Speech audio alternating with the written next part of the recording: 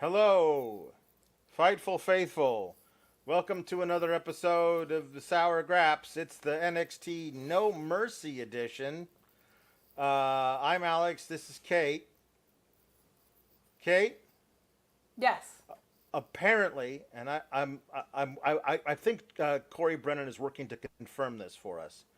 Apparently, there is an 8 p.m. curfew in Denver because they started this show an hour earlier than most PLEs start, and then also ended it faster than most of them normally go. So I can only assume that there are monsters in Denver that only come out after dark, and everybody had to get home before the nocturnal chupacabras come out and eat everybody. Big if true, but we're having Corey Brennan work to confirm this. Well, here's the thing. Corey is great, but Yeah. I outscooped him today because I said that there was going to be no mercy on the show, and there Right.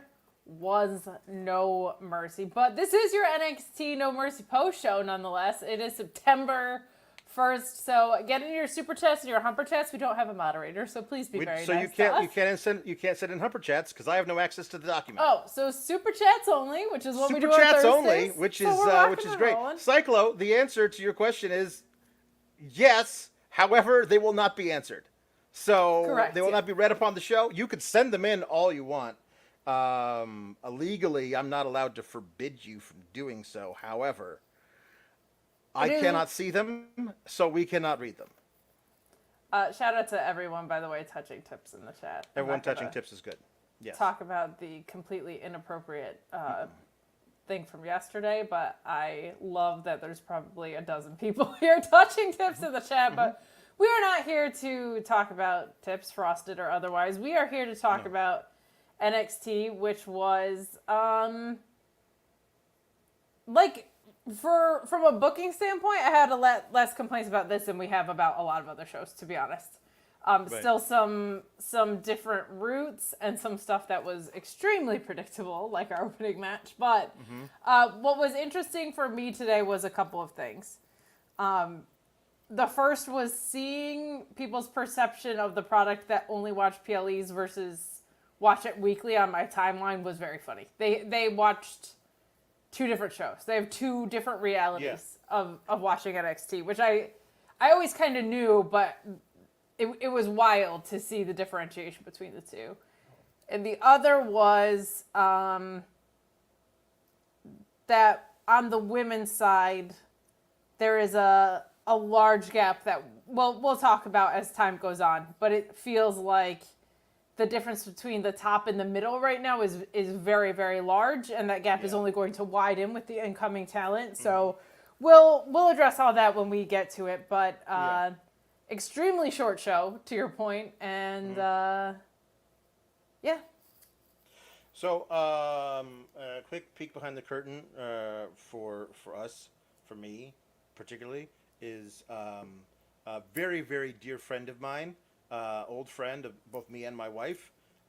She is the lead singer in like a rock cover band, and there was this very small town about an hour and 15 minutes south of us that has like a Labor Day festival every year, and at this Labor Day festival they were going to play. And so we were like, let's go and see. And because for some now, see, I've gotten my daughter into Rock Band and Guitar Hero where she sings and she wants to be a rock star. So she was really excited to go and see her Little her Miss auntie. Peanut, the rock star? I love this. So to sing or whatever. So we're going to go see that, right? Their set was supposed to start at 4.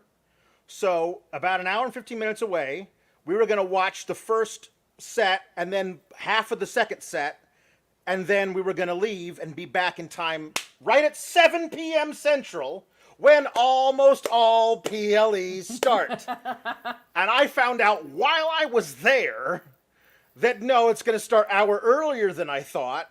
And so I was like, Kate, can you please figure out what the hell's going on in the first hour of this thing because I'm not going to be here. But then, of course, then the drummer took a wrong turn at Albuquerque or something. I don't know. So he showed up late, and they didn't get a chance to start playing their first set until like a half hour, 40 minutes later than they were supposed to, which was fun to like hang out with my old friend and like, you know, talk about stuff, but at the same Sure. time, we were there to watch the music. So my wife drove home while I was watching Peacock on my phone and just trying Like to pay a little attention. kid.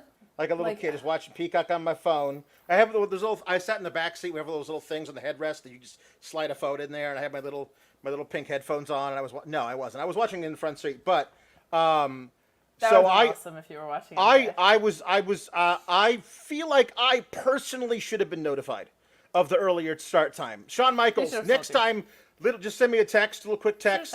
You blocked all of us on just- Twitter, but just like, shoot a text. shoot us a text. Should have texted your boy. Let me know. I will approve of this. It also felt weird to me because it's 2 hours earlier, like because they're Yes. doing it in Denver Mountain Time, so they would start it at 5 p.m. local time and be out before the stroke of 8. Was crazy to me.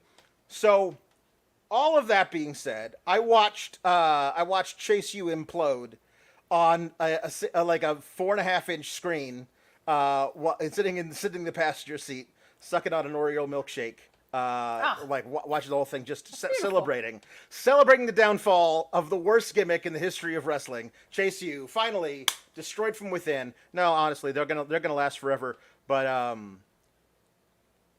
so we took the titles off the Blurry Boys to just get to Ridge Holland is actually a jerk. Thanks. Yeah, That was Yes, the we whole did. deal. that was Like- the whole deal. This was when it started, when I noticed people that like follow the weekly product versus not on my timeline, because there were a lot of people that were genuinely shocked by this, and I wasn't shocked by this at all.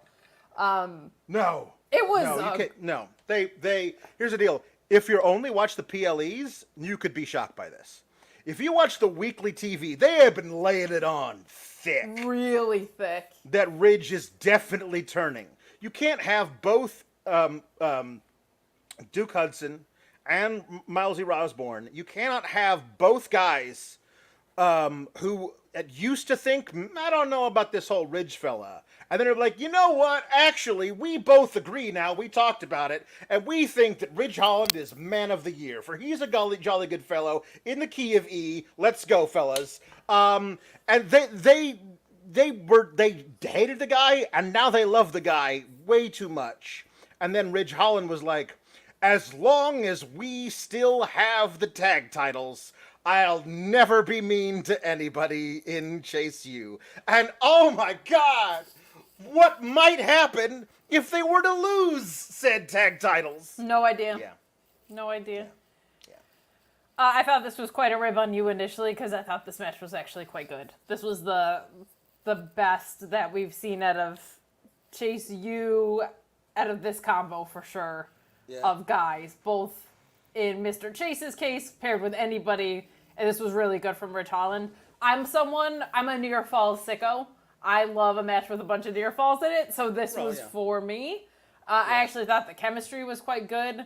Our beloved Blurry Boys for Axiom are just unbelievable. Those guys to me are the new. If a tag team can have a good match with those guys, get out of the business. Yeah. That's how good those guys are. How they bump and feed for everybody. How their high spots feed into your high spots. Sure. Those guys are truly amazing. I still remember. I think the best tag match we've seen on regular NXT television was those two guys against Malik Blade and Idris Enofe of all people, who have never had a match even approaching that level. Yeah. Like ever. Largely because they haven't these been allowed guys, to, but yes, yeah. The Blurry Boy, but even in I've seen them have 8-minute matches, and maybe they're like, okay, guys, you're not allowed to actually be good in this match, so tamper it down a little bit. Maybe that's what's happening. But I'm watching those guys in that amazing match they had with the Blurry Boys and going like, why don't we see this more often? And maybe it's because the Blurry Boys bring out amazing things out of everybody they wrestle. Because I was watching this going, again, on a highway, little 4.5-inch screen or whatever it is. But I was like, the Blurry Boys, they're it, man. I don't call them up, give them an actual name, but call them up, let them do stuff. They're too good for this place. Like they're too good for this place. Let them shine as much as possible. I wonder if part of the reason they haven't broken up yet is they're being eyed for the main roster. Because it felt like they were headed for an obvious split, and then all of a sudden it was a little pump the brakes, and I'm sure that they were turning some heads doing the work that they were doing. But MD Cyclo with the chat saying, Ridge needs to wrecking ball Chase U's walls down, which he kind of did. He kind of did today, and this from Alpha Bill made me laugh. Albuquerque was your driver Bugs Bunny when he said that was the joke I was making. So yes, it's a good one. Thank you for coming up, be given there. That's good. A very generous chat from Tim McFowle, who's always so kind to us, saying, well, that was certainly a show. Loved Wes and Zach. Jaida stepped up, respectfully Trick, and the Giulia debut. Otherwise, even the Oba match was just fine, though I get why. Yeah, we'll talk about that. No, now we get Kalex and the SGS, so it's still an 11 out of 10 night. Thank you so much. We have so much fun doing this. Yeah. But we'll get to everything else shortly. I thought match quality wise, this was really, really good. The Blurry Boys are amazing. The heel turn was obvious. I loved Duke Hudson tweeted, "I'm so mad I was right," which I loved because that's like the most grounded thing that I've heard anyone say in this whole thing. So, I don't know what's next for our dear Chase U. They survived without Ridge before. Will they again? I'm not sure, but it was very nice to get to see Andre Chase actually wrestle. I'll tell you what's next. Milesy Rilesborn tries to get revenge for his fallen mates and gets put down hard by Ridge. Sure. Duke Hudson does the same, but gets a lot closer to beating up Ridge before Ridge finally takes a shortcut, hits him with a chair or something while the ref's back is turned or something, and beats the hell out of Duke. And then Andre Chase comes back from the hospital. The neck injury, yeah. With a neck injury, but rips off the thing and decides he's going to do it. And Andre Chase is the one who puts down Ridge. It's kind of like as predictable as this heel turn, honestly. Yeah. Maybe they're in different order. Maybe they'll do Duke first and then Milesy Rilesborn. But I mean, it's basically that idea. I mean, like kind of more overall, because like. Yeah. Okay, we get through that, which is obvious, and then what, right? Like, Chase U was just back to being Chase U. Ridge is a singles guy. He's being scout-like. Yes. They've done this with Chase U in the past, where it's looked like, new color Chase U sets. By the way, fantastic use of college funds to go out and print what I'm assuming are several thousand copies of a Champ U t-shirt and sell them presumably at this particular event and have them become immediately obsolete by the end of the first match. Nice job. Well done. When Brian Carney work as always, fellas. I love it. When Brian Myers and Zack Ryder won after Brian Myers like on that 200 whatever losing streak, it was the same thing because they dropped them at WrestleMania and then we're no longer with the company. But yes. It was nice to see Andre Chase actually get to wrestle. That was very, very fun. Ridge looked really good in this, and the Blurry Boys are phenomenal. To your point, like, there's nothing left to be won here with them as champions from their side. There's a lot to be won with them working with Hank and Tank, who we see later or whatever. But yes, Andre Chase going out with the neck injury after he got put through the table, I think. One of two tables that were in rough condition today, the other one that fell apart before anything happened to it. There was, Ridge now does the Rampage. Page's old elevated, like, DDT thing. So he did that to Andre Chase. So That's right. We skipped over. Ridge ends up on the outside, took like a suicide dive or something from somebody, and Andre Chase was left alone and took a couple of jumpy things off the top rope. Ended up getting pinned, and then they all huddled together, and they were all, happy about things. But then, standing around in the middle of the ring after you lost kind of has a shelf life. And so Milesy Rilesborn and Duke decided to get out, and Ridge gave them a helpful shove out of the ring, and then a lariat to Andre Chase, and then threw both of the other fellas into some barricades or whatever. And then was going to put Andre Chase through a table. And little Thea Hale was like, "Dad, no, please don't." And he's like, "Get away from me," or whatever. And she started to cry because she couldn't bear to see what was going to happen.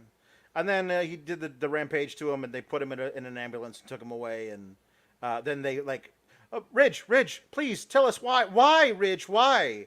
And then he's just like, and he walks away. I was like, this is the kind of thing where like the heel turn where the guy is like, wow, you have successfully convinced all of us, your peers and classmates at this fake university, that you are just the best guy. And then you lose a title match that you were by no means guaranteed to win, and then all of a sudden you're evil. It's some of the laziest heel turn stuff possible. You know what I mean? And I wish they had been like, Andre Chase was always the weak link in his own university, or something from Ridge, but just him going, and walks away. I mean, give the guy a motivation he can tell us about. Maybe they'll do it on Tuesday, but they probably won't. I think, yeah, we'll probably get something on Tuesday because it'll probably be the rest of the university questioning him, right? Mm-hmm. But to your point, when the heel turn is so heavy-handed, there are. Oh, I'm sorry about that, Jacob Andrews. Miles Bourne and Riley Osborne are basically the same name, so I can bind them. At any time either one of them is on screen, I refer to them as Milesy Rilesborn. It can be confusing for new viewers of the show, but I'm not going to change it, so welcome. It's true, yes. We have a lot of code names, a lot of nicknames. Yeah. Mm-hmm. Mm-hmm. Not as many of recent, but we've had a long history of silly names. Mm-hmm. But yes, I agree. The heel turn definitely needs a bigger explanation, and if you're laying it on that thick and everybody is so surprised by the fact that he did this, to then have no explanation is the kind of thing that I would think you would want to do if you are trying to get people to tune in on Tuesday. Like, why are you going out of the way to feign an interview to not say anything? Right. This feels like an unnecessary step. Mm-hmm. Eli saying that what if Ridge forms his own big, meaty men rival university? Then the storyline basically becomes the plot of the movie Dodgeball. I'm here for it. I just don't know who else is in. Unless they heel turn Hank and Tank, which they could. They could. And then Meet Norma says, meet you? Where do I apply? So that's good. I would say they're doing something a little bit too similar in the women's picture right now with like the newbies and the old gals. Oh yeah, but when has that ever stopped them? Like a fair counterpoint. I would say that you want them led by Patches O'Houlihan is my only other criticism of that, and Vince Vaughn is probably going to get in there at some point. Yeah. Fucking Chuck Norris. Henry the Casey saying, can Ridge exclusively wrestle Logan Paul forever? No, probably he can't, unfortunately. We don't know when that guy's coming back. So this was a thing that especially recently, like on the most recent episode, they pretty much laid out in front of you. This is a thing. If they lose, this is definitely happening. So, if you pay attention or watch us, because we'll definitely tell you this is going to happen, as we did on Tuesday, you weren't surprised by this at all, but we'll see. Agreed. We will see. So, a thing happened on Friday. Zach Wentz won the X Division Championship. It was not, he didn't pin Mike Bailey. It was their Ultimate X deal, where everybody's got to shimmy on some wires over the ring and it's a ladder match to the extreme. It was one of those things, which is fun and cool that he won it. It does feel weird that you had Mike Bailey and Mustafa Ali's undefeated streak just to have him lose the title a month later. But if it's for the overall thing of this storyline, and it's like showing that like TNA and WWE want to play ball together, I guess we'll see where it goes. And there's nothing that says Mike Bailey can't get the title back in 2 months. Sure. And then have an 8-month title reign. You know what I mean? So maybe it's just they needed this to happen now for this. But when I saw that Wentz had the title, I was like, well, you got to make this match for the title. You got to make this match for the title. Especially if you're going to have Zach Wentz win. Because then there's no reason not to have the title on the line. And this match between Wes Lee and Zach Wentz was chippy and both guys were talking crap to each other, slap each other in the face, taunting. They were trying to hurt each other. The way Felt this very thing personal. should have been contended. Yeah. But far earlier in the match than I thought was going to happen. I thought this was going to be like a 24 plus minute thing. Like I thought they were going to do that with this.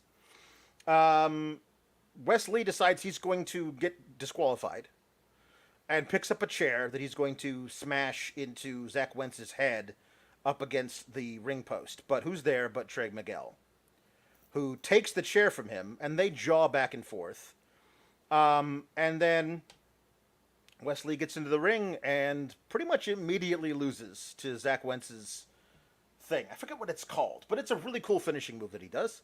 And Zach Wentz wins. It requires one guy. You should be happy about it. Are you kidding me? That's the move they should have been using to win matches as a tag team, because it only requires one guy doesn't make backflipping. Yeah, but with the tag team, there's two guys.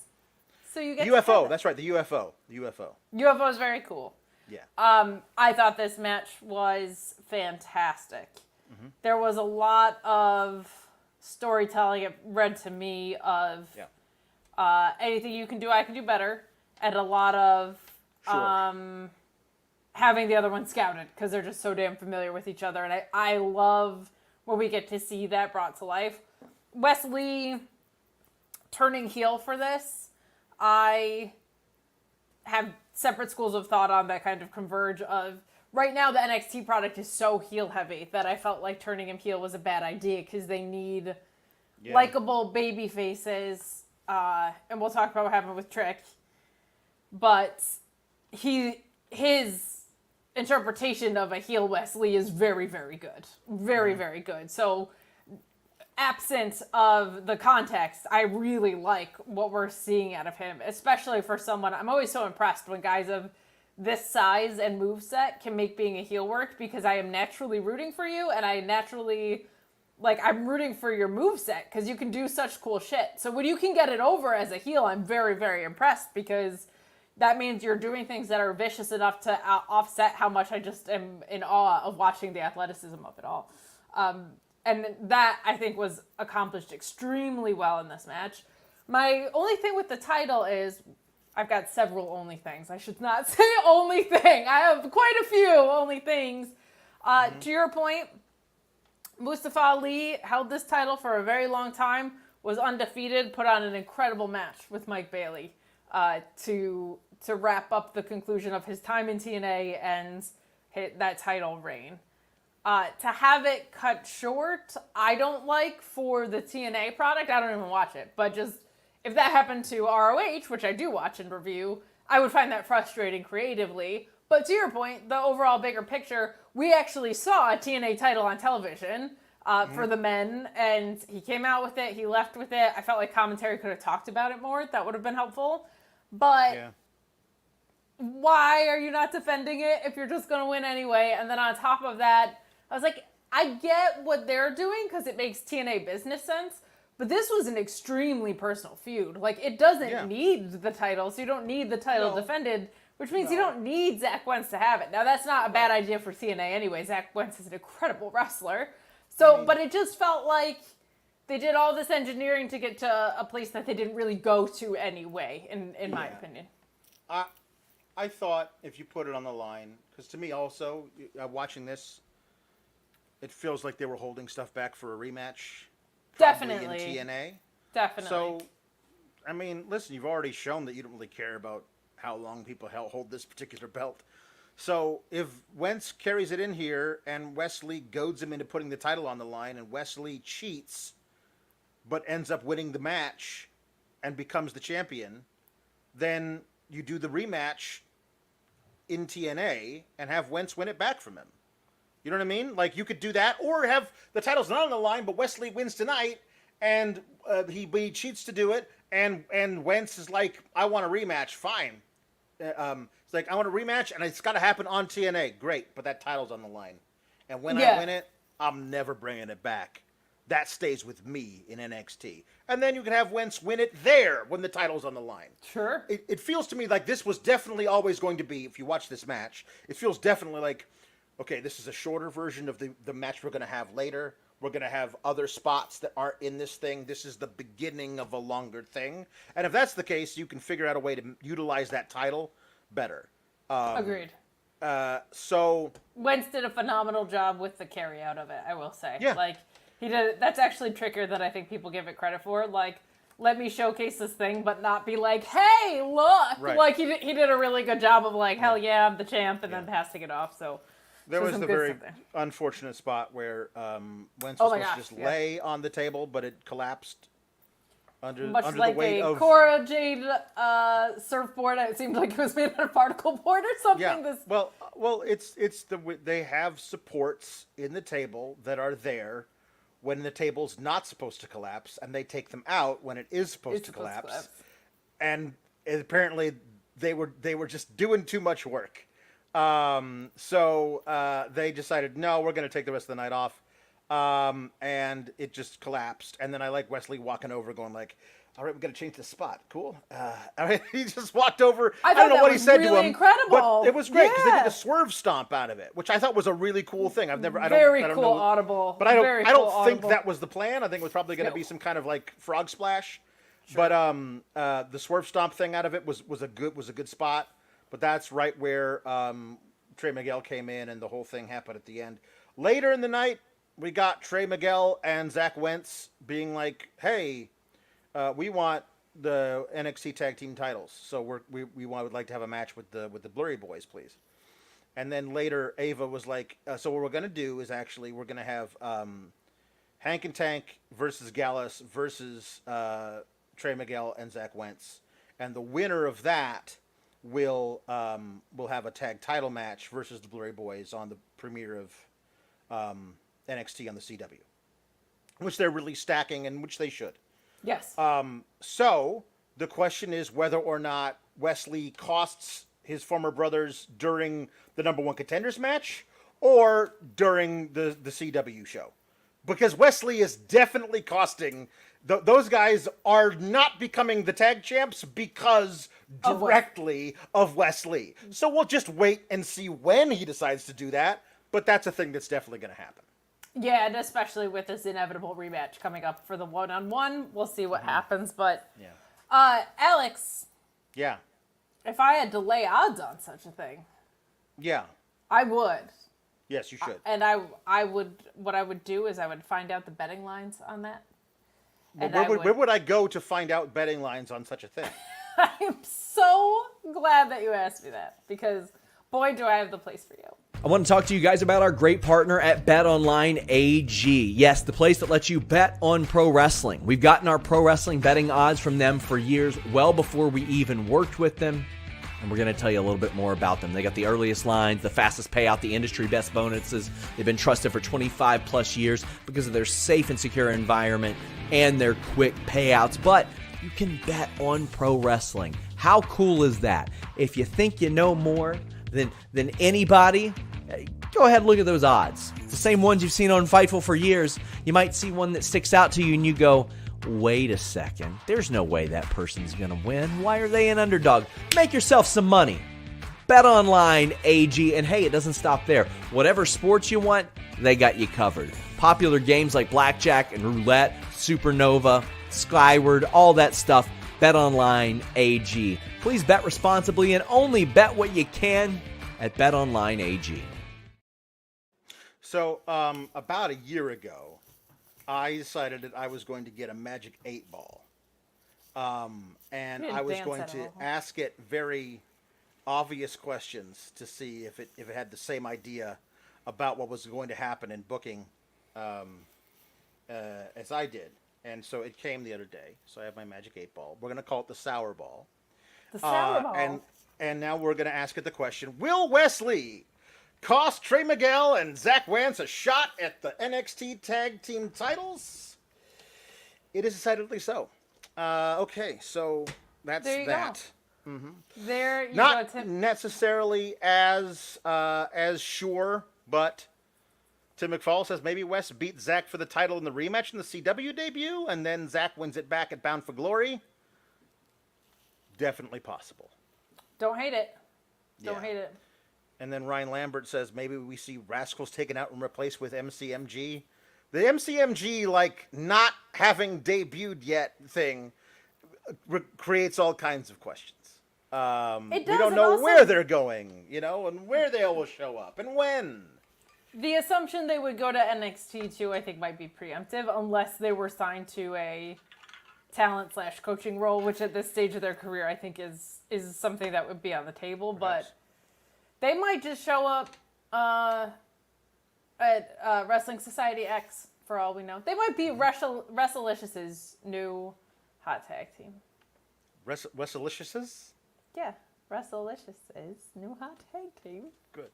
Very well done. Guys, get in your super chats. We didn't do proper plugs at the beginning of the show because we had a lot to say. But since we were coming out of an ad break, which Alex was not dancing to at all, No. with our very catchy Bet Online jingle in the background. It is a very catchy jingle, it's true. But we will remind you to subscribe to Fightful Select because so much contract news. OMG, Humberto Carrillo's contract news went up before. There's more to come this year. Plenty to talk about there. This Warner deal is coming down the pike.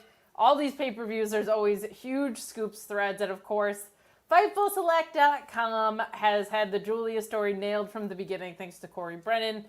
He had a lot of good information about the European wrestling scene, which Sean definitely didn't put any notes in about, isn't it fun, mate? Oi, or whatever. Definitely didn't take his own edits into account on that, but Giulia is debuting later in the show as we're going to talk about. Corey gets as many NXT scoops as he can, especially coming off that double taping last week. We had a lot of really good information for you. So if you like NXT and you want more information about such, FightfulSelect.com for all the best scoops in the game. And you get more of me and Alex every Monday night doing your Sour Grabs Raw review. Also, for pay-per-views and PLEs that we don't do on the main channel, you can find us at FightfulSelect.com reviewing stuff back there. So if you like what you get here, if you want to get sour with us, if you want to get silly with us, FightfulSelect.com. That's $5 in the biz. There you go. Ryan Band, very sorry. We have no access to Humper Chats. I'm not a trusted member of the Fightful team, even though I've been here since before the first day of the website. Access. I have no Humper Chat access. Only Luis does. He has the night off. We're fending for ourselves here. It's like Lord of the Flies. Like, so we have no idea. So please just put stars next to the same thing you put in the regular chat, and we'll find it and we'll read it. And we'll read it. Yes. Yes. I like this from Alpha Bill.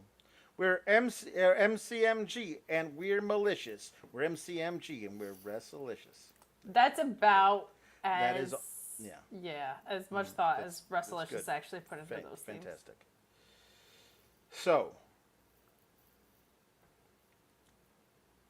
Wendy Choo versus Kelani Jordan is a match that took place. Is about the kindest thing I can say about this match. I don't know, like, the crowd could not have cared less about this. They didn't seem to, they weren't concerned with the well-being of the babyface champion, and they were not, they did not seem worried about the hard-hitting offense of the sleep paralysis demon challenger. And I think the problem with that is it's hard to do a title feud with a spooky heel challenger who's never been explained to us at all as to what she is, why she changed from what she was before, what she's after. Like, why would this person even want a title? Like, what is the deal with Wendy Choo at all? They haven't done any of that, so it's kind of hard to, like, figure out what is this person supposed to be scary, but, like, why, and also how, and also Kelani hasn't done a lot to, like, make us identify with her. Like, the character kind of seems fairly non-existent, and in this particular match, I was listen, gymnastics, but also, I don't know, man. It just doesn't feel like she's either everything is so rote in her mind that everything has to be done the exact same way, and if she gets off, she starts doubting herself and can't improv in the moment, or like her heart's not in it. Like, there was just some stuff going on here. She did one thing, and again, gymnastics, but like she does a handspring into the ropes, like Joe Gacy's old lariat or Jay Lethal thing. Yes. Yeah. She did a handspring into the ropes, turned around, and walked 2 steps into a flatliner. Yes. Like, yeah. I don't even know what that is. Like, why is the thing happen? It's just a thing that she was told to do, and so she did it. Like, I think Kelani Jordan is an obviously very lovely girl, and I don't think she's untalented. I just don't think that something's not clicking.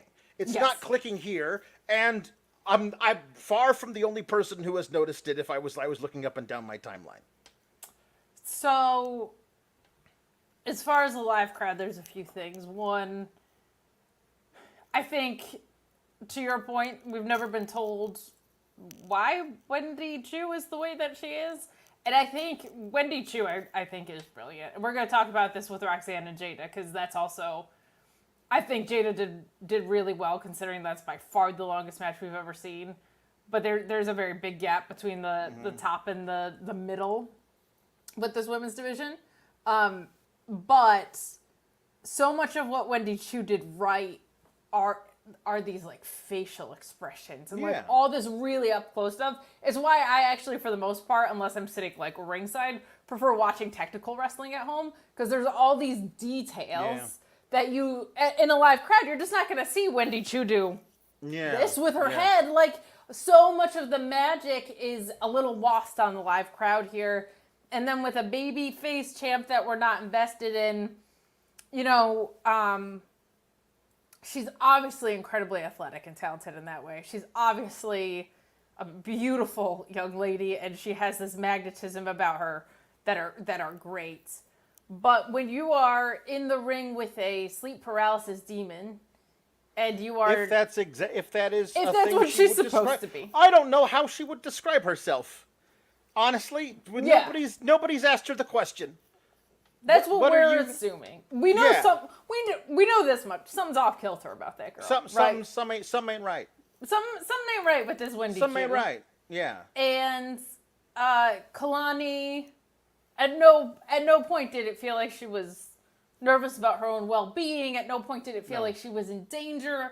Like the story just wasn't there from an in-ring perspective, and a lot of her selling was not there either, unfortunately. And when you're in there with someone that is as out of this world as a Wendy Choo, those things show up so much, because it's not like with Sol Ruka, it was like this a normal woman who's also extremely athletic and a surfer, and we learned all this cool stuff about the adversity that she's been through and all these things. Right. You're in there with like something supernatural-ish going on, and just not a single look of panic, like just smiling in there with a sleep paralysis demon. So it just feels to me like she just has a long way to go on the storytelling side. And that, as your inaugural championship reign, makes that tough, because right now there are women who are just ahead of her. And I think probably the most interesting thing you could do for someone that's struggling on the character and storytelling side is set up a chase. And you gave her the title. So it's not even like the easiest, most accessible story is I have a hunger to win that thing. That's the easiest next place I can go as a wrestler, I think. So to have her just have it, I feel like is a disservice to her for where her progress is at, and for what the most natural story for her to be able to tell would be. I was kind of hoping Wendy Choo was going to win tonight. Because I think that also sets up something fun with Tatum, which we saw not be a title picture after. Yeah, afterwards, Tatum comes out from under the ring and attacks Wendy, and so we know Wendy's got a thing to do, but we also have nothing. They didn't have Delta or Steph come out and announce herself to Kelani, so Kelani's just directionless at this point after this match. and waiting for the CW show is my guess. But Steph is on the same page as Steph the writer. Well, that's awesome. You're writing, I'm assuming, or you're a liar about your name. But do you write about wrestling? Let us know, because I'm intrigued. But if they want me to be invested in the women's North American title, someone else needs to be champ. That's how it feels to me right now. That's how it feels to me right now. Here's something that that I was thought of while watching this particular show. Man, it would just be so much cleaner, and I think would suit them both so much better if we just reversed Jaida and Kelani in their roles in the company. Like if Jaida Parker was your inaugural international North American Women's Champion, I think that like as a heel still, and having baby faces, i.e. Sol Ruka, chasing her, or you can be a heel who's straight up like, I'm gonna kick your ass, and all of a sudden some weird friggin' lady who might be a demon wants your gold, and you've got to react differently to that kind of person than a regular babyface challenger. That could be fun to do that. But also, Kelani has a kind of like babyface quality of like, I'm really talented and I'm still figuring the rest of this stuff out. But I think I've got a shot to beat Roxanne, and Roxanne facing, you know, an actual tried and true babyface as opposed to one we're going to force to become a babyface, like even though she's so much better as a heel, i.e. Jaida Parker. I feel like that would be a lot better. And Lola Bice. We did that 2 times in a row to 2 women who were doing just fine as heels. Thanks. They were doing just fine as heels. One of them, you had to utilize their own personal story to get us to empathize with her in an emotional way, and the other one you had to give a kayfabe injury to, so she would be not 100%.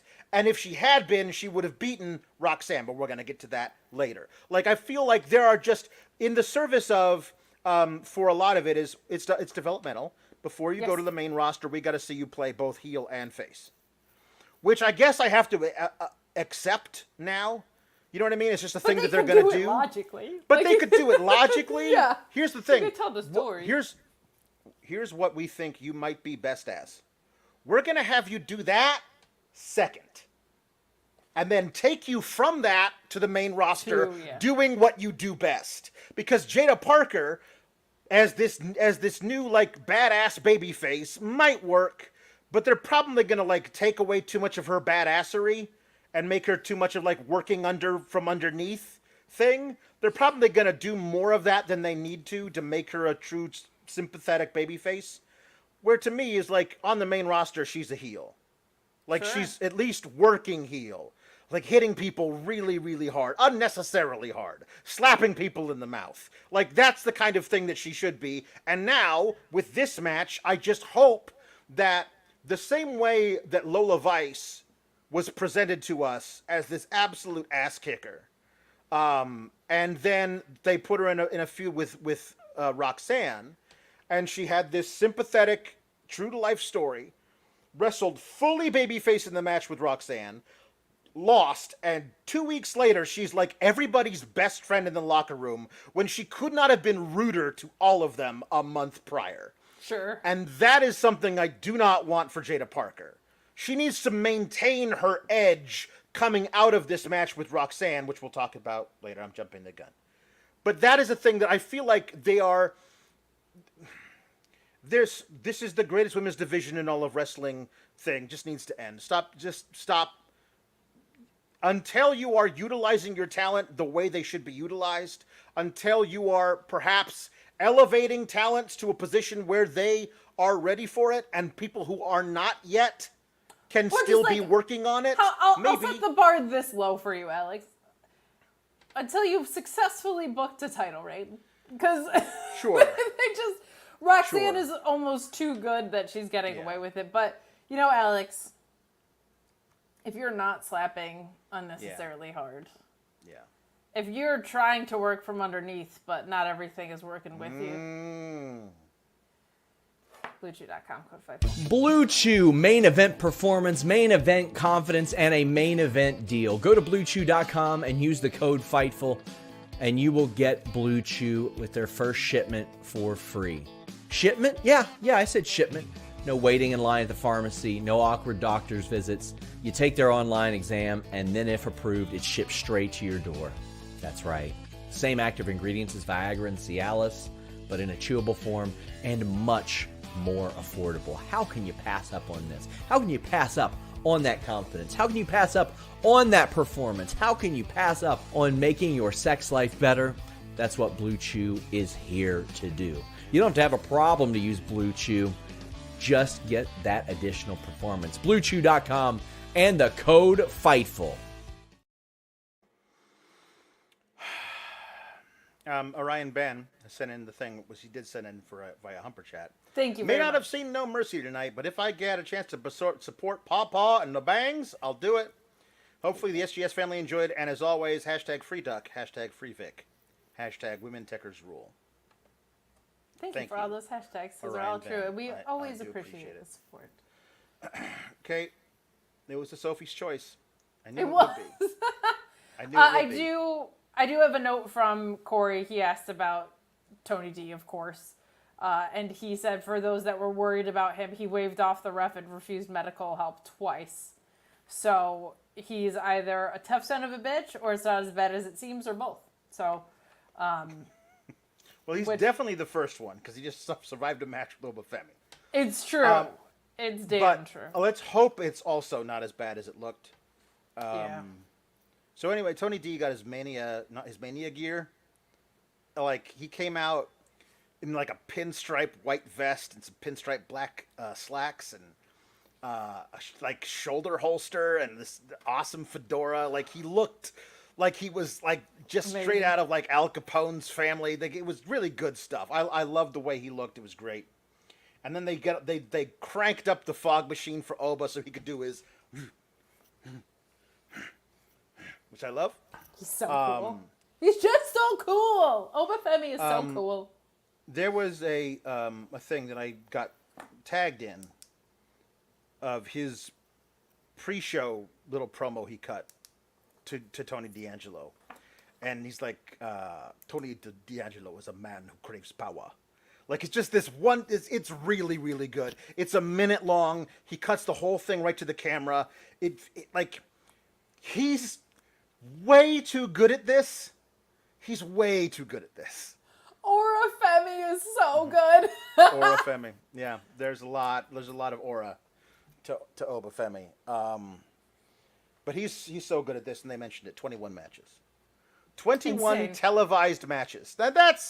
That's crazy. We're going to talk about in a little bit about like rookies and how good they are, but they're still only rookies. But 21 matches isn't even a rookie. That's like a half. You're halfway through your rookie season. Like, that is 21 matches, and this is what this guy is. Insane. Like, and also 21 matches where he's been put in different situations. 21 matches where he's been against like Dragon Lee and also in a triple threat with Dijak. And like, I love that they're testing him in all these different contexts because I feel like they have an all-timer of a guy here and they should not let go of him. Yeah. And he's so great. And if they raise him properly to be a nice young man, if they raise him the right way, he is an all-timer talent. Truly. Yeah. This match would have been better had not Tony rolled his ankle early. Yeah. Slower than I thought they wanted it to be, but still, the fact that he was still doing some of the shit he was doing, Tony D was, Insane. to Oba, with a rolled ankle is nuts. But like, early on in the match, he hit his first German on Oba, and Oba's never been manhandled like that. Even during his match with Briggs and Dijak, they were very careful to be like, nobody attempts to do stuff. You know what I mean? He was playing possum. Those guys were throwing each other around. Like, the ease with which, like, Tony is like, flink, Just this, you're going here. He was Crazy. hitting belly to bellies on him. Like he was able to do. He did the thing. He did the electric chair drop. Like Tony could have ran a marathon with Oba Femi on his shoulders. Tony is a really strong dude. He like really there's is. there's a thing that I don't know what the ceiling can possibly be for Mob Guy in 2024. But I don't know what other gimmick I would give him. And I don't know if, like, the character is, he's a guy from New York City who's a wrestler. I don't know if that necessarily works.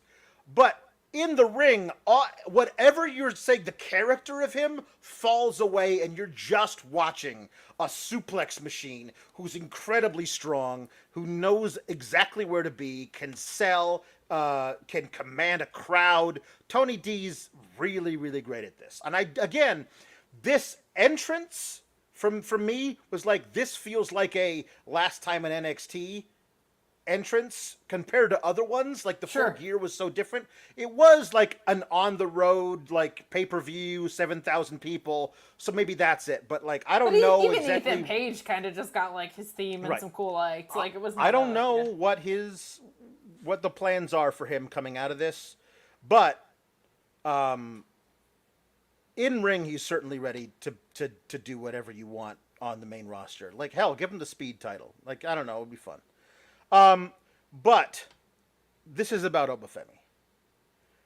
Because again, 21 matches.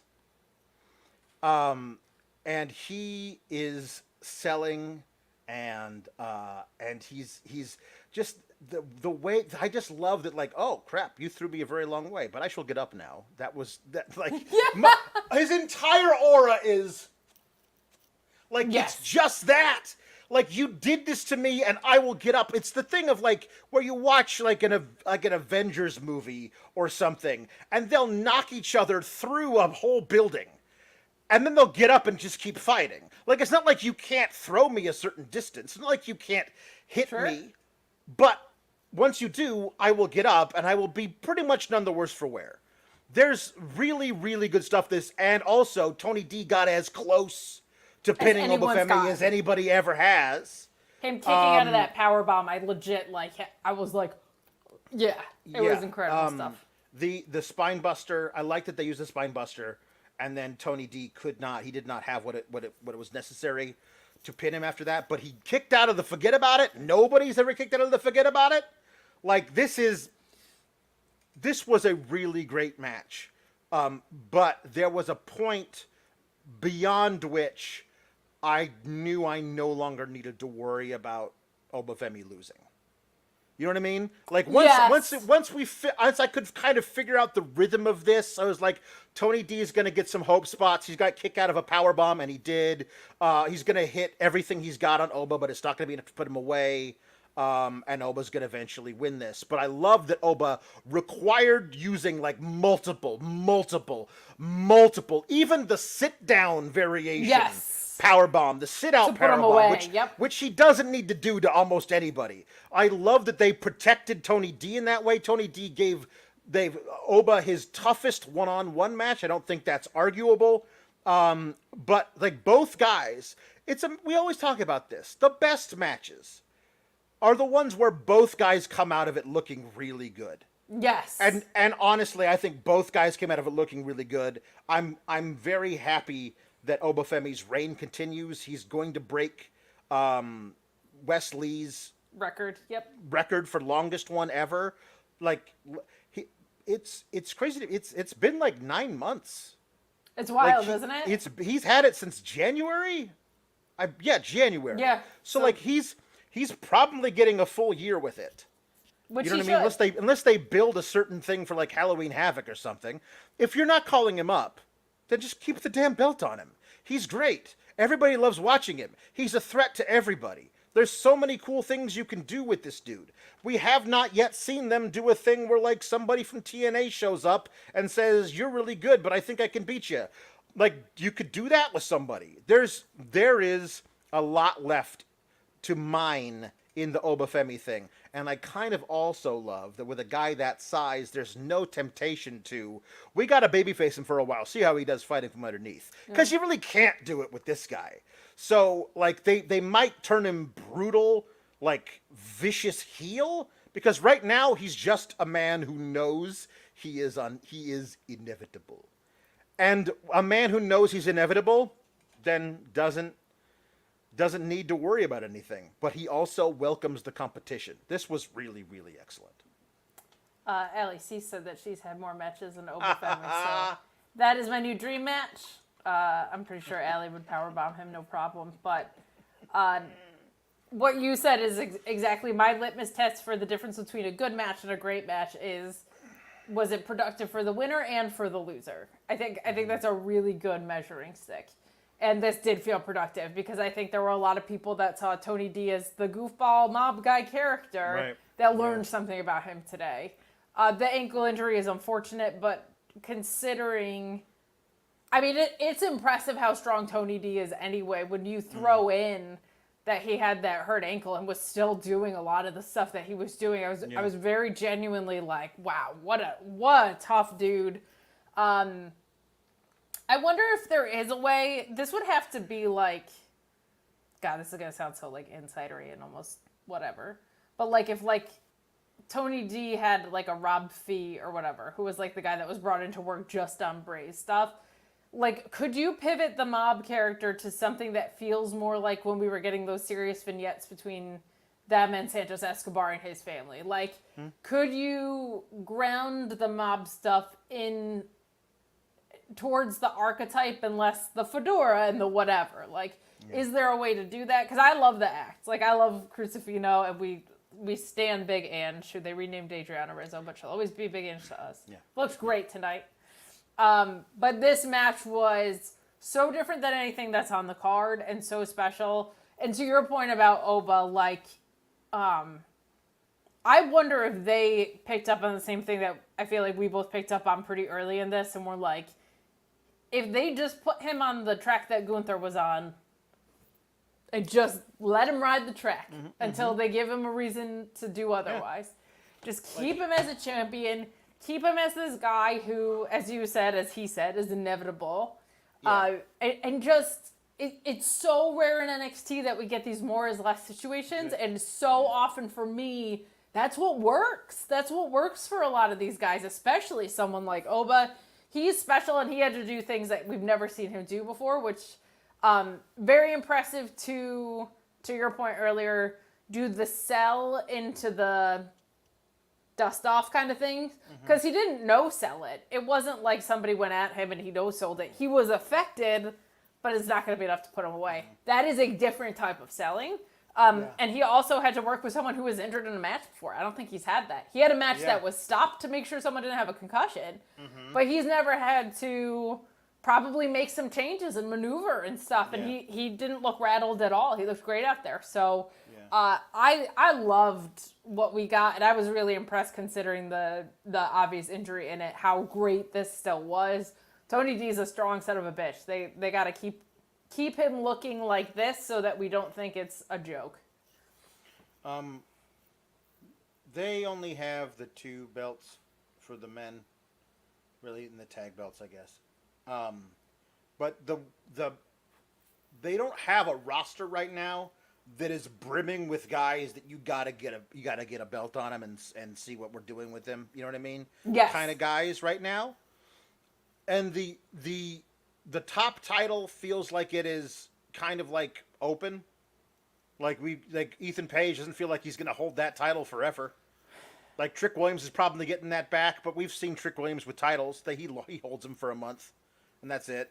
You know what I mean? So you can do a lot of stuff around the top title, the NXT title. Sure.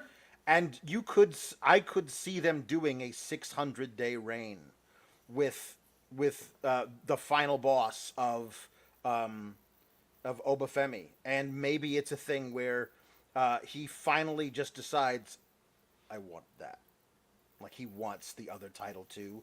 And it's only by him going after that title and being willing to put his own title on the line, that kind of hubris, that maybe leads to his downfall, and it's a title for title. Whoever wins gets both, and that's when he finally loses, and then you move him up. Like, I don't know what you do, but like there you could easily do a thing where this guy is just, you could build the whole mid-card division around this guy, and just my thing still is that I think Javon Evans can be built over the course of a year. For sure, yeah. To finally be the guy to beat, because no one would believe Javon Evans would beat him until the first time Javon Evans comes within a hair's breadth of beating him off of that crazy cutter. Like, you know what I mean? Like, there's some cool stuff you could do with that. But for now, there's no reason to change up horses in midstream on this guy. You know what I mean? Like, he's so great. I am glad that in general WWE has shifted from big things can only happen at WrestleMania.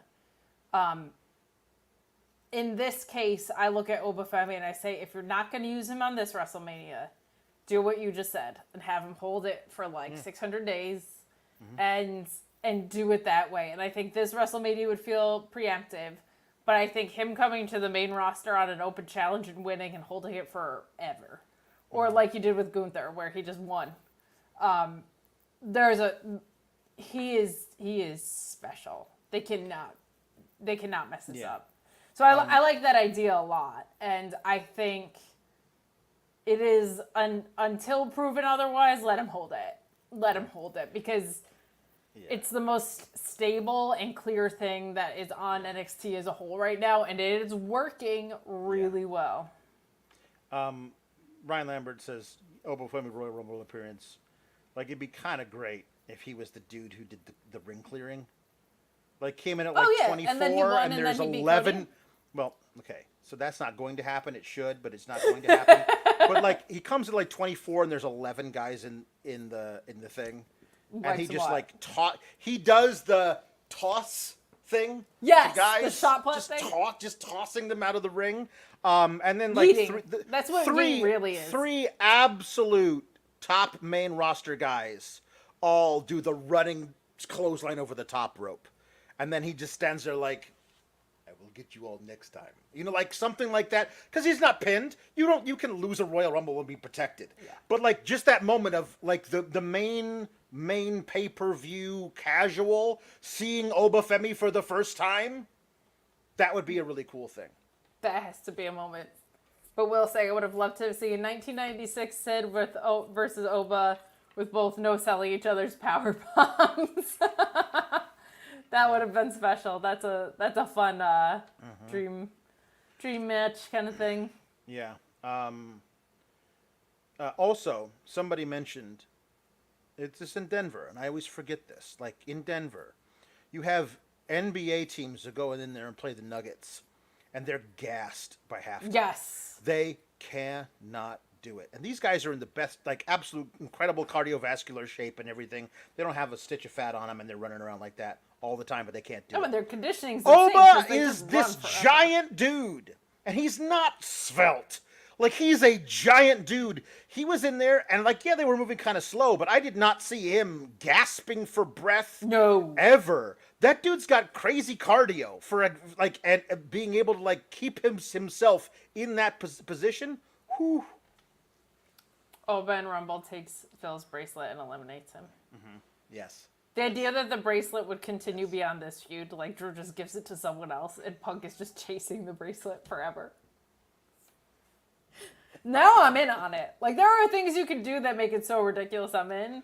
If Drew was like, here, to not Seth, but like a returning Madcap Moss. Like, just... That could be good. That could be good. Something insane. Yeah, people guys, thank you for the support and getting in these super chats. We really appreciate it.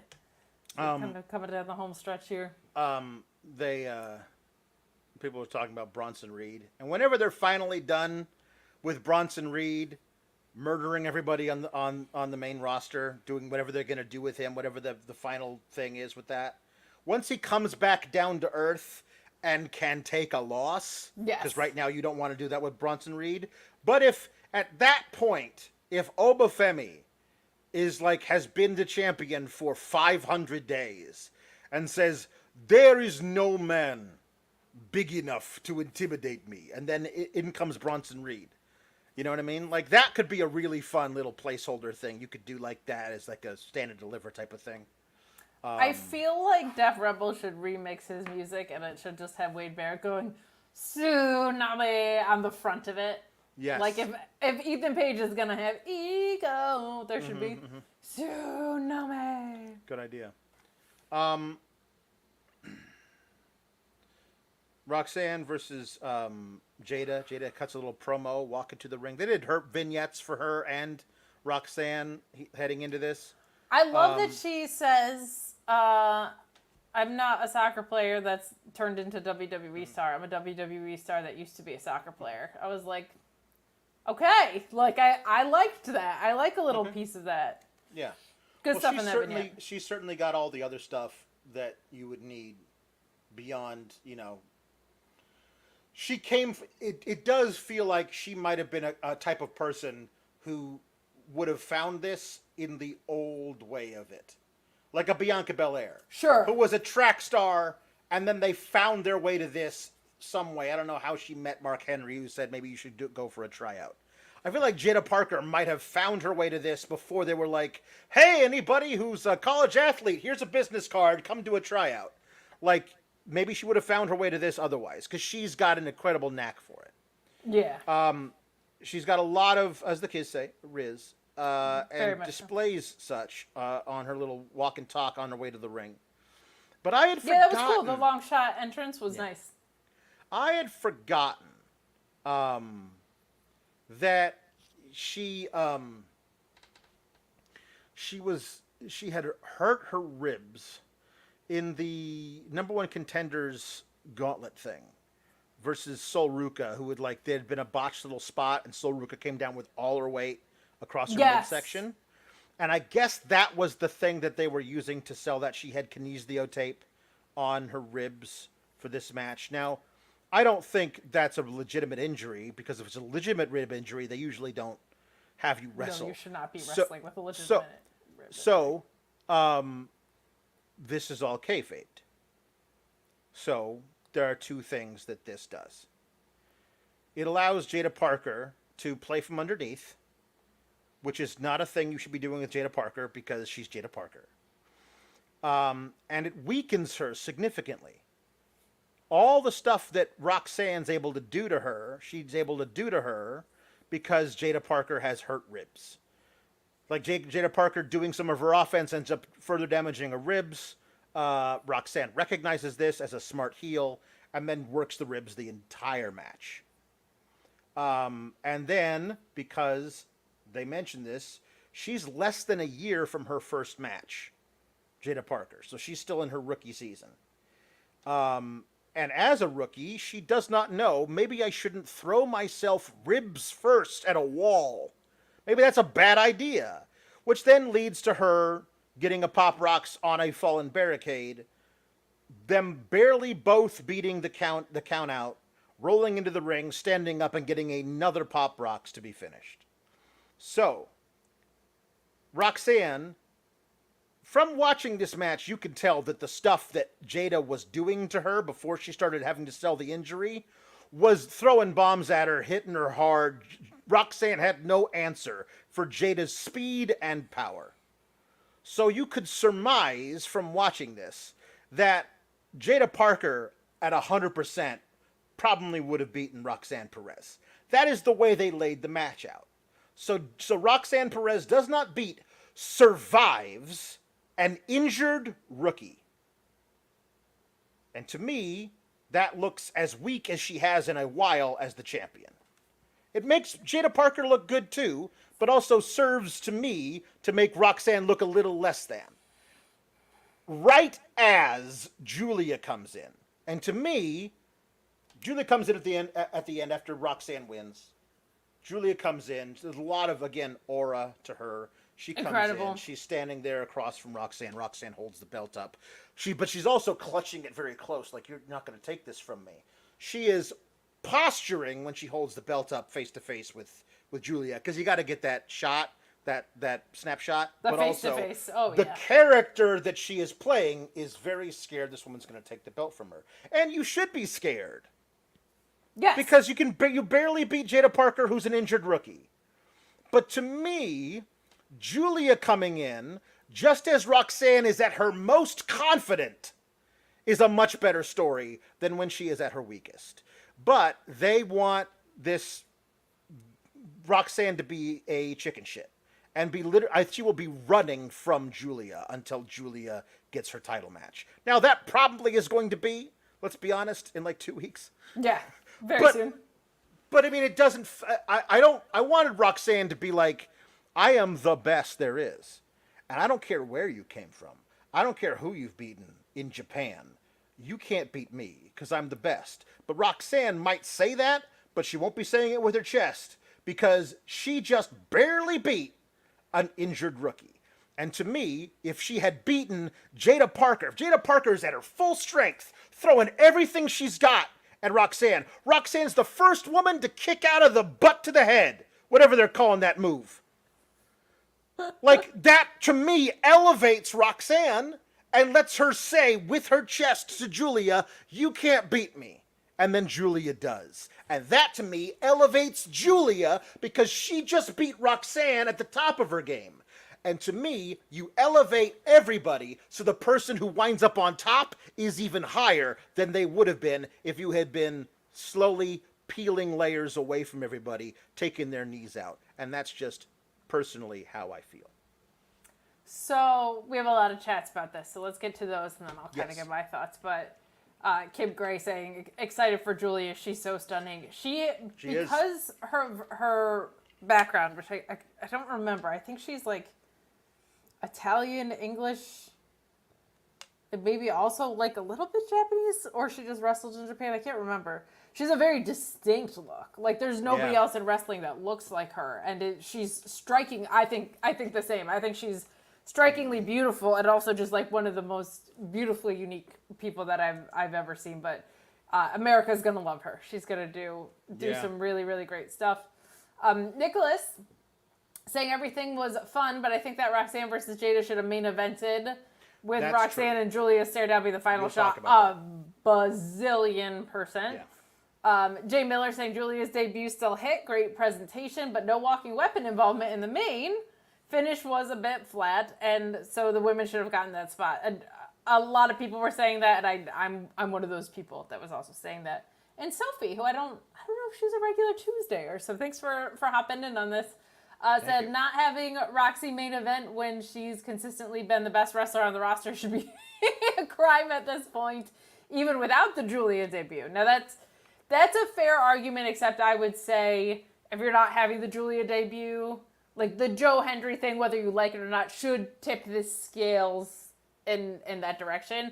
I kind of interpreted the match a little bit differently than you did, and that I felt like the story that they were going for was you're certainly correct in that she was an injured rookie, but there was such a gap looking at the two of them in size.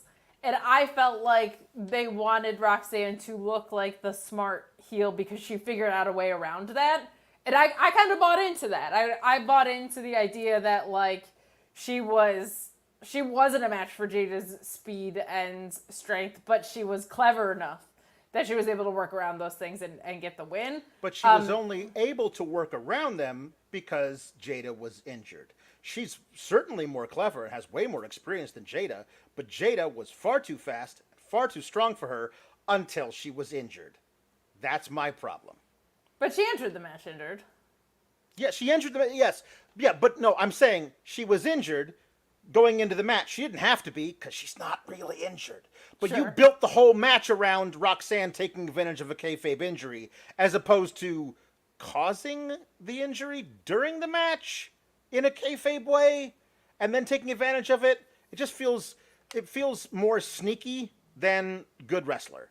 And I can see that. I'd rather Roxanne be presented as good wrestler who can be sneaky if she has to, but maybe that's the whole thing. She had to be sneaky in this To beat match. Jaida. So I'm like, if you can, to me, I'm sorry, you keep presenting it this way because that's how they presented it. Oh, Jaida Parker's ribs are hurt so bad she can barely move. Also, did I ever tell you she had her first match less than a year ago? So you are telling me on commentary this is an injured rookie, and to me, Roxanne wouldn't have won the match if the injured rookie had not been injured, and that to me. Keep doubling down on it because we're making money. So just keep Good, I leaning will. into I that, shall, because I'm right. Tim says, disagree, Alex. Roxy took advantage of the injury. I didn't see it as barely winning. Saw it as the vet outsmarting the rookie. That's kind of a better way of phrasing what I was trying to say. But Giulia is about to raise a generation of WWE women like they hit freight trains. Yeah, like her, I guess, I had to go back and watch because I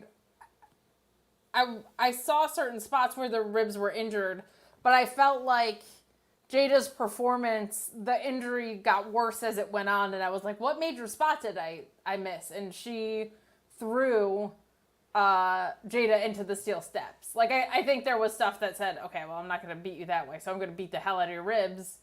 Is to me, is like a fair story, but I completely get where you're coming from. Yeah, what it makes me want to see is Jaida Parker versus Roxy when Jaida Parker does not enter the match with a giant bullseye on her torso. That's what I want to watch. Injured in the match would have been better. You know what I mean? In the match would have been better, at least. Like, if Roxanne was the one that inflicted that pain, I think is... I was actually right about Giulia's heritage. That's crazy. English-born Italian Japanese. No wonder she's, like, such a unique and special looking wrestler. But... Wilchism saying Roxanne just did what Kevin Owens wouldn't do to Cody. It's true. That is kind of true. It's true. That is kind of true. Jaida, I felt like her performance got much more comfortable as the match went on. There were some spots of that were just rough, but I think this is by far the longest match that we've ever seen her have.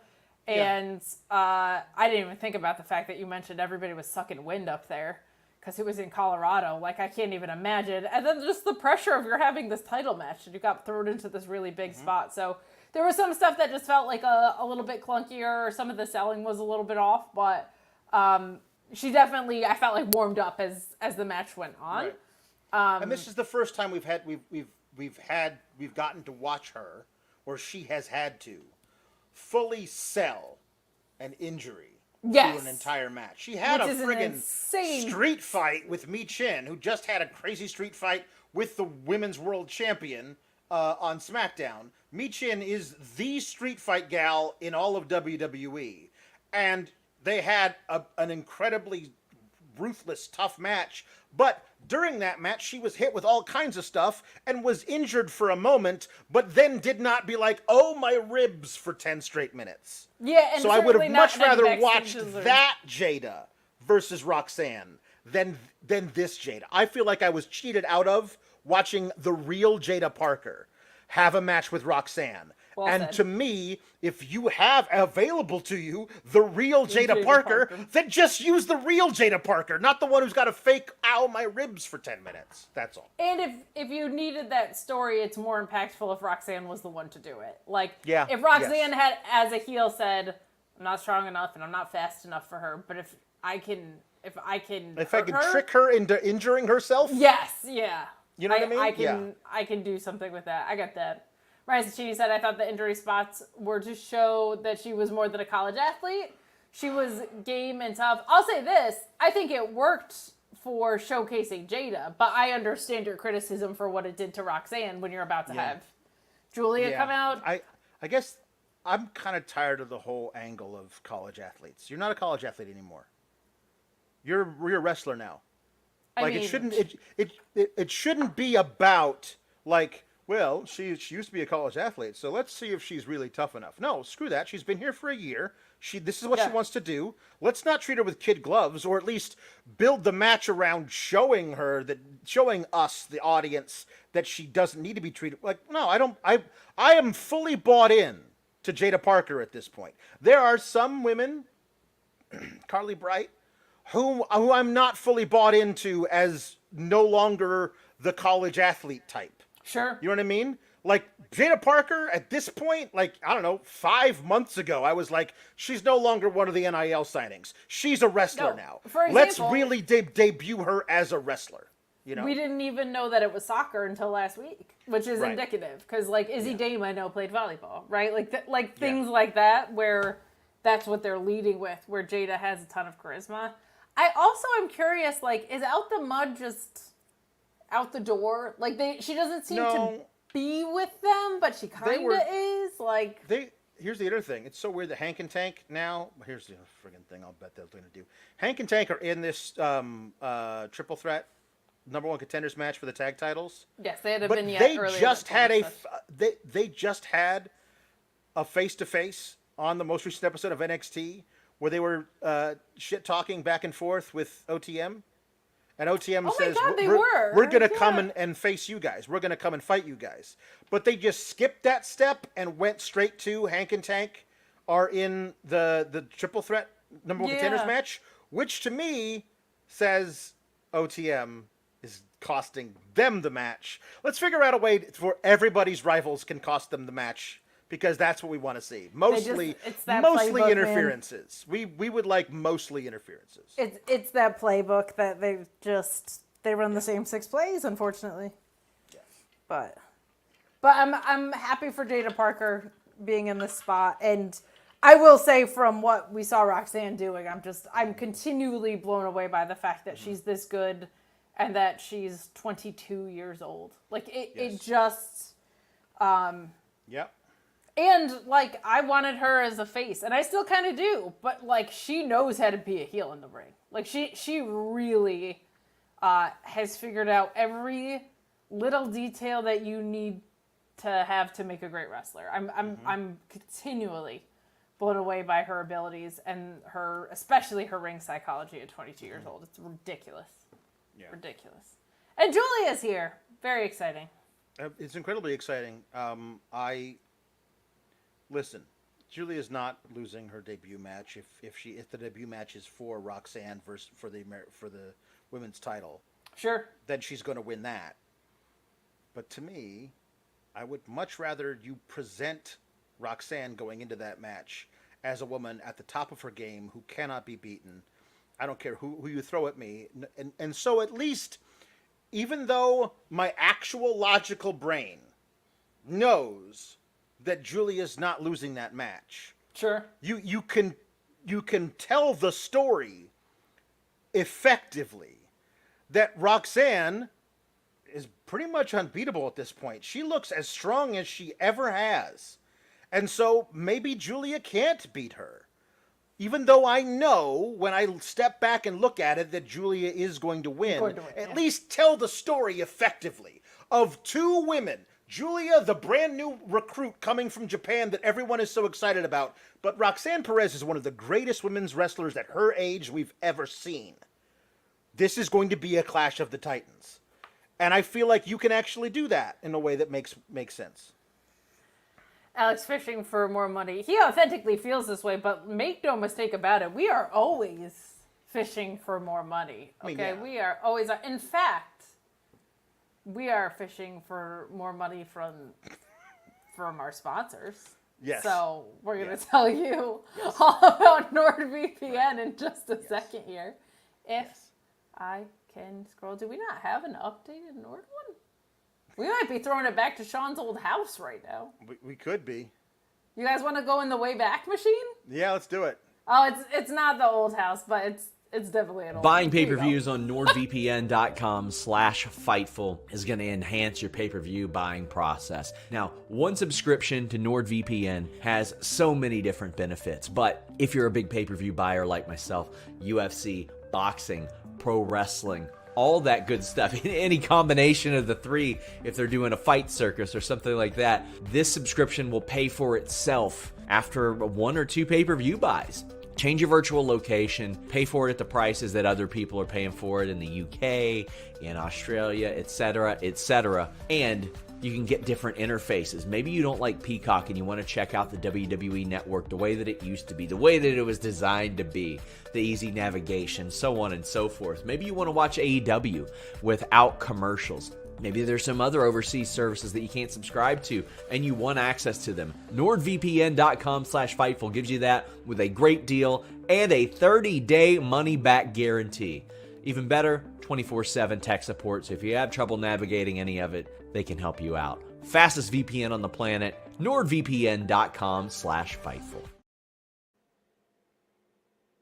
In case our wonderful sponsors at Nord are like, maybe we don't want to be associated with Kate just outright saying that we are money grubbing over here. Let me tell you a little bit about how great NordVPN is for real. For real. They are like one of our most invested partners, and they are one of the highest value code Fightfuls that we have here. They give you a very, very steep discount. So if you are in the market for a VPN, I just told my good friend LSG all about our partnership with NordVPN because he is a wrestler who's going over to Europe, and he was like, I'm going to need a VPN for work. And he hit me up and said, is Nord any good? And I said, best in the game, but sincerely, they've been a phenomenal partner to us, and any way that you can show them love by using the code FIGHTFUL, by letting them know you found out about them through us, really goes a long way. They're wonderful to us. So NordVPN, fantastic partners. And you know what, Alex? Yeah. They had a catchy little theme in the background of that one, too. And you didn't dance to any of the catchy themes. Nope. And I know another thing that you didn't do. And I know that you didn't wave your hands from side to side because you don't believe in Joe Hendry. I don't. And I've been, again, proven right. Proven right yet again. Thank you, Ian Riccaboni. Look, ROH commentator Ian Riccaboni says, I vouch for Nord thanks to Fightful. Thank you so much. That is very wonderful and helpful. They're great to us. Just like you on commentary. Yeah. Trick Williams insists to both people in the match that he will be calling it right down the middle. Sure does. And he does. He abides by his word?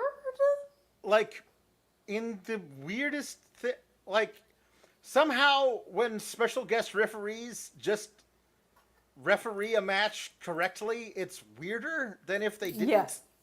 Because why are you could just have a regular referee. But then they friggin' did for, like, I don't know, a quarter of the match. Like, so, Joe Hendry, the crowd singing for Joe Hendry, I'm sure it's a really cool thing for him, and that was very nice and everything.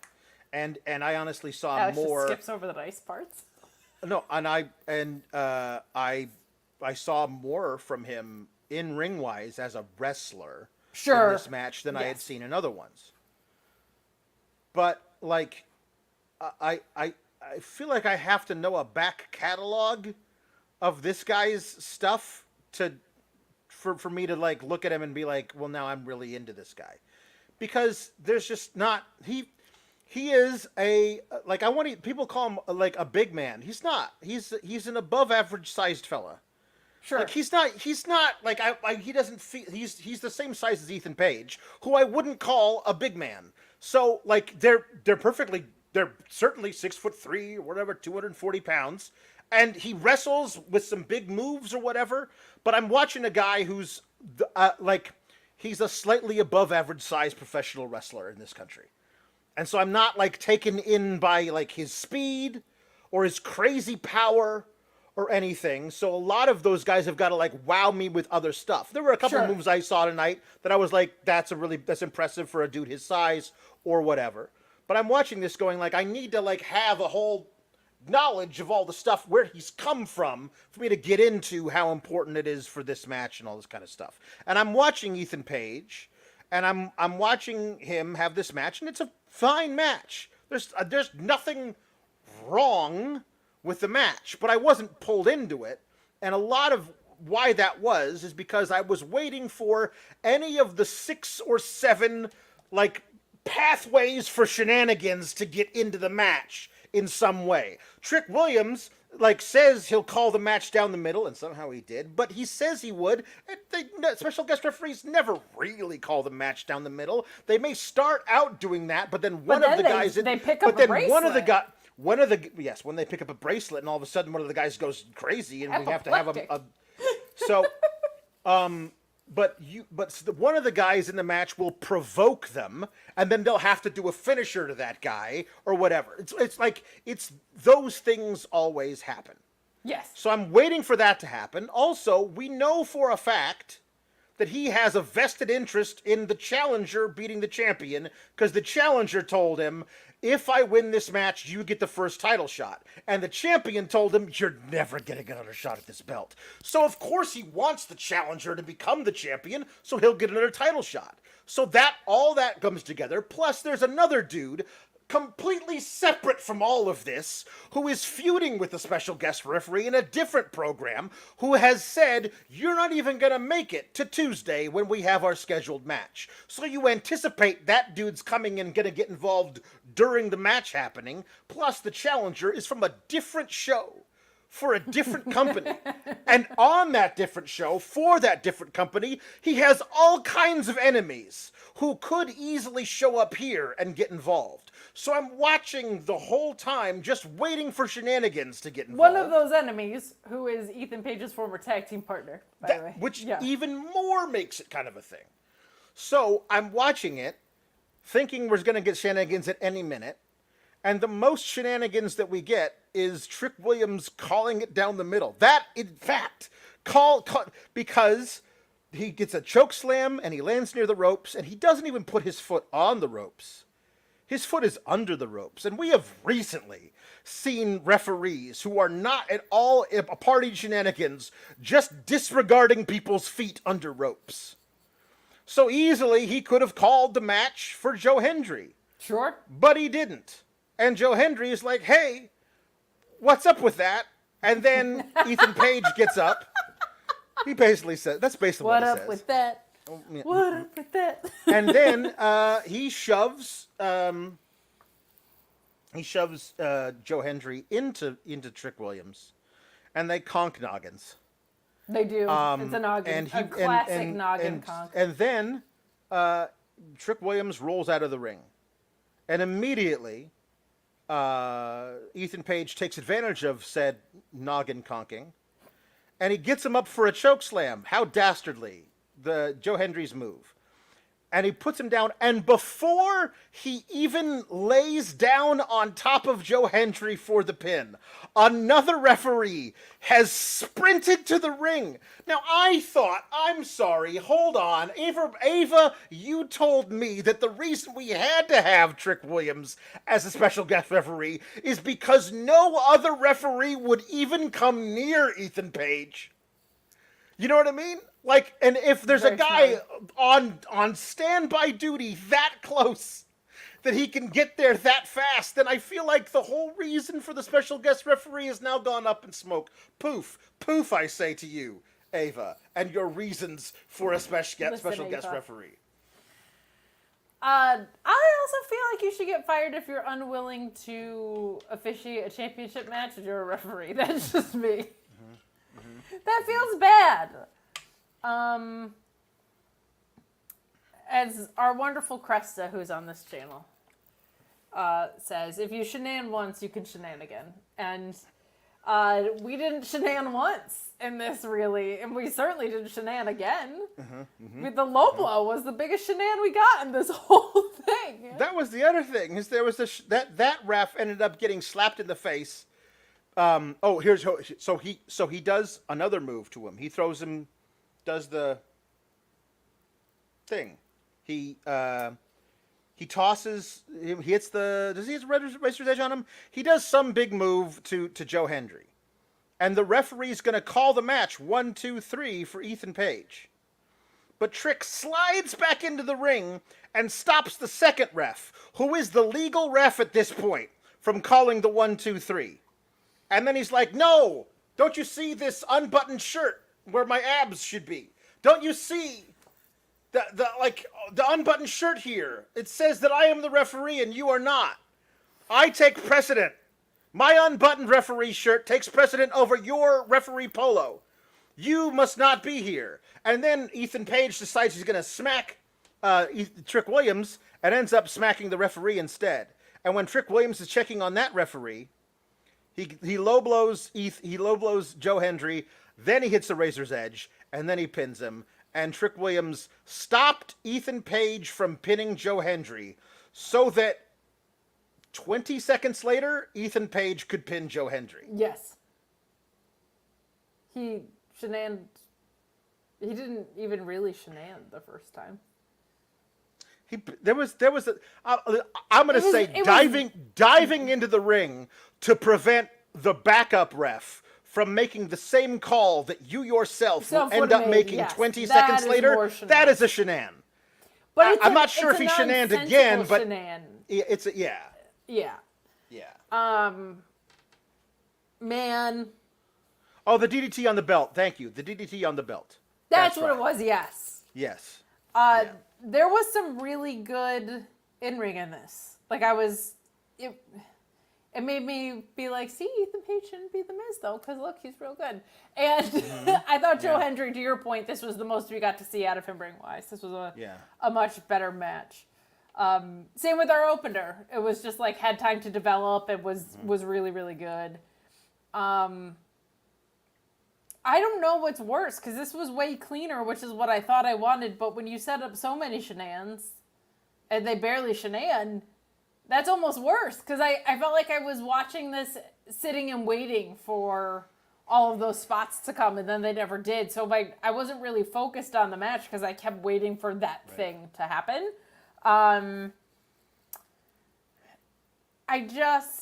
Have we had like a normal Ethan Page defense yet? Or Amensa was, I guess, clean, right? Mean, clean-ish? Sure, but it was Oro Mensah, he's a mid-carder who got a title match because he kept attacking Ethan Page.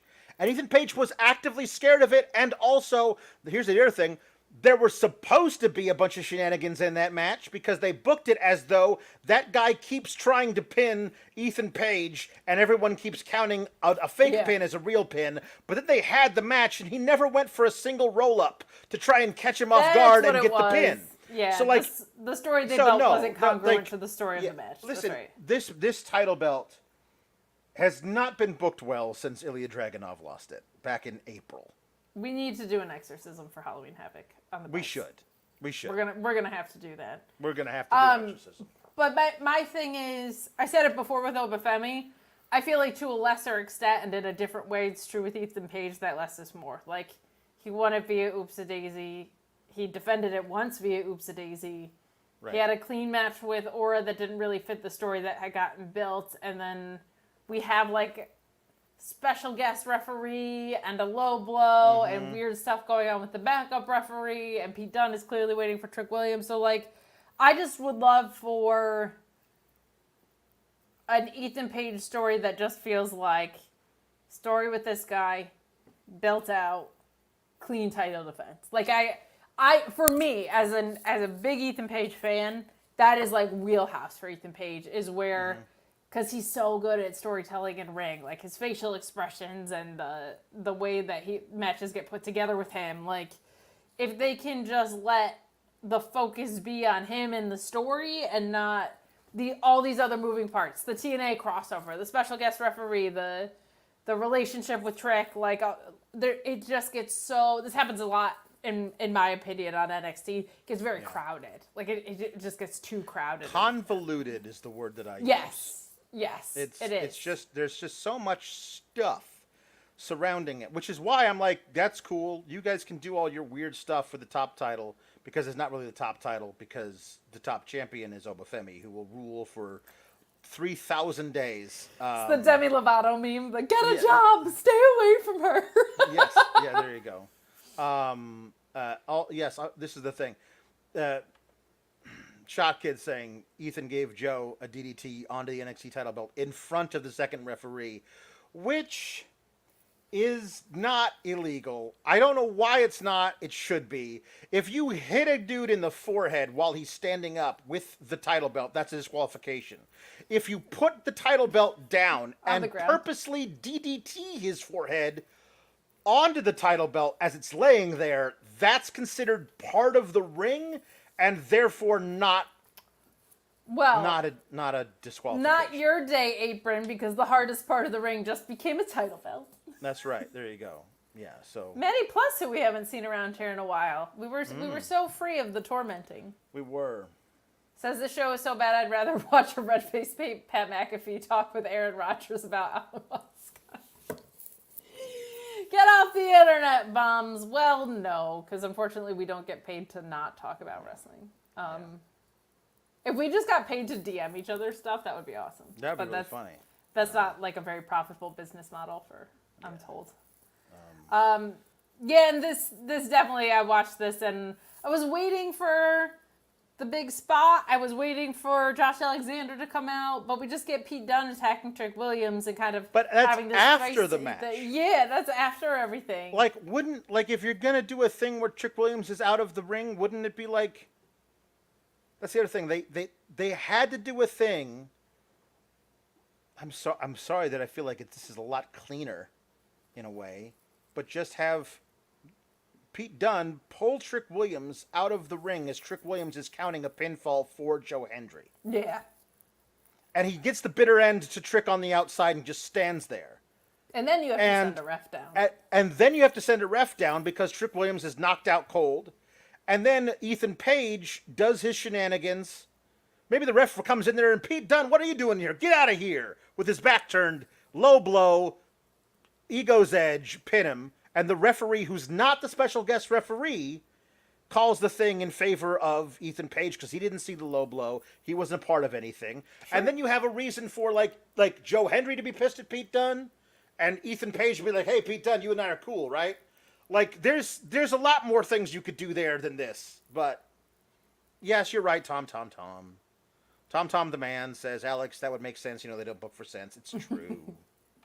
It's true. Tom LaValle said, if you need some help for an exorcism, I have a blue Ouija board, if you will, or one with Mario's brother. You know, the Luigi Ouija board. Matthew Plus said, paying to DM is how pretty people make money, not you. You're paying to send in super chats right now, and buddy, you should see my DM. No, you shouldn't. No, you shouldn't. Nobody should see that. But thank you for sending in money to say that people won't send money to talk to me. Yeah. Appreciate that. Yeah. Duh. I mean, I'm pretty sure I could just do one of those like a AI image generator, like make a hot, sexy lady and then create a fake account. Sour and then and say bio. like like something. I'll DM you nudes of this fake person. Yeah. If you send me money, and I can Probably just be a make a millionaire whole by bunch now. of money. But you know what? I have morals. Unlike you, Matthew Plus. Matthew I have delighted. morals. Poor Kate's DMs. Look, sometimes when you post what you think is a cute picture at the beach, the sun glare prevents you from noticing it's a thirst trap. And then This we need like 3 levels of con job here. So it's me pretending to be Linda, pretending to be some fake lady to catfish people with. but that'd be spelled very like funny. this, Linda. Yeah, Linda, like, That's but funny. and then we finally like, if you pay this much money, you can call me, and when they call, I'll pick up the phone. I'm like, hello, handsome, how are you? Of course it's me. What are you talking about? Yes, I sound like this. That'd be good.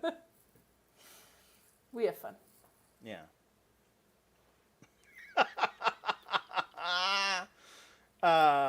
Yeah, that'd be good. We should do that. Shotkid says, call me paranoid, but I think this TNA NXT deal only lasts until WWE cleans out TNA's worthwhile talent. Jordan is already dropping not subtle hints.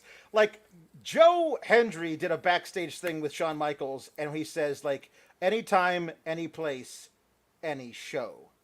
So he's teasing going to the main roster. So, like, I feel like anybody who's anybody in TNA is like, hey, how's it going? How's it going? Can I show up too? Because I feel like that's what they're kind of trying to do, but we'll see. We'll see. I mean, people also said that about AEW and New Japan, and I get it. but at the same time, it's like, that's how contracts work. Like, if you're a star at a major place and there's another place that pays you more for better exposure, that's generally how that works in every sport. So, I understand what you're saying, and I'm not saying that's how you intended it, but I see a lot of that, like, they're just going to clean out whatever, and I'm like, well, no, that's how contracts go. And it also goes the other way, right? Like, they have Nick Nemeth, and they had Mustafa Ali, and it's a big cycle. Yep, that's it. Good? Yes? Ali C says, like, it's true. Imagine Nick Nemeth in WWE. Wouldn't that be... Oh, wait. Wow. Oh. Yeah. Wait. Yeah. I think that's it. That's the whole show, anyway. It is. So, it is. We will be back tomorrow on Fightful Select. We're creeping up on the CW debut. Check your cable packages to make sure you got that. I cannot wait to turn on USA and be like, "Where's the show?" for like 6 weeks. For the first month. Just easily. What? I will tune into NXT at 8:04 every Tuesday because I will spend the first 3 minutes being like, why is this Law and Order episode not turning over into NXT? Did they give Law and Order the overrun? That's weird. What's happening? Yeah. But. Oh, Ali C. So thank you. Thank you so much. Sour Grabs, they could never make me hate you. Well, thanks, it's very nice of you. We'll be back tomorrow for Raw, whatever that is. I forget what's on that show. And then Tuesday, they've got stuff that they've set up for us heading into the debut on the CWWE. And then, because they're taking it on the road, right? Yes. We're on the road. On the road again. Taking it to Chicago so CM Punk can show up and be like, hey, everybody. I'm and here. To Seattle to make me be like, I watched Bryan Danielson and Zack Sabre Jr. here, and now I'm about to watch this. St. Louis. They're going to Seattle. They showed Climate Pledge Arena. No, that's SmackDown. My bad. Yeah. St. Louis. They're going to St. Louis because Randy Orton's going to show up in St. Louis, and he's going to go, hi. So what NXT guy is Randy Orton going to RKO? That'll be the last thing we say. What's the prediction? Who's going to get RKO'd by Randy Orton? They don't have a Harvey R. Bardem anymore. They don't have the guy that everybody hates who talks too much. They don't have that guy right now. Please tell me he's not going to RKO Ethan Page. Lexis King would be great. Unfortunately, I feel like we're not lucky enough for it to be Lexis King. It should be Lexis. It might be. That's kind of the guy for it. It might be Ethan Page though. I feel like it's probably going to Ethan. Okay, that's the show for tonight. Thanks. I'm not doing this with one of my favorite wrestlers. Can't go there. But. No. What it should be is Randy Orton and deciding to have an open challenge, and Oba Femi answers it, and Randy Orton puts over Oba Femi hard. That would be really cool. That's what. Remember when Brent Sinclair was like, "I'm so sorry." Yes, that was great. It should be one of those. It should be one of those. All right. Thanks, everybody. Giulia is here, so not everything sucks. No, some good stuff tonight, but at the same time, it's a lifestyle, so everything sucks.